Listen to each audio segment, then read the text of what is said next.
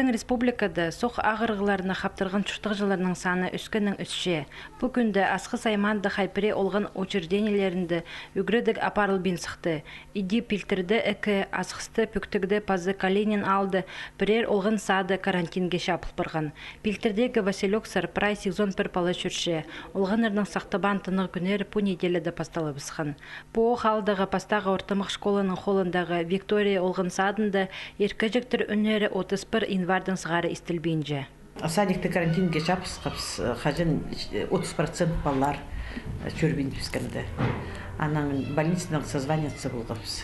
Анда тене штул баллар прайзы больницы заркилгенер и диагностарын подтвердили грипп ОРВИ. Пока жапысты в 4 күнге, по закону положено 4 күнге, анан уже көріп карантин продлять или нет в зависимости от заболеваемости.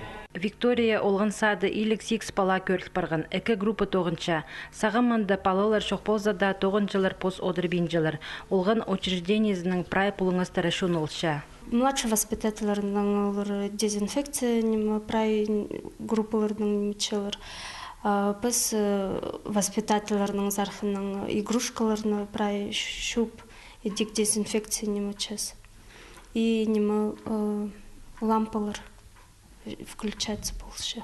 Пилтердегі пастағы ортамық школада тізің үгіреді кере тоқтақ жоқ парша. Ерткін шылды потуста олғанар карантин оңдайынша кластың сықпен пілістір алғанар. Ну, возможно,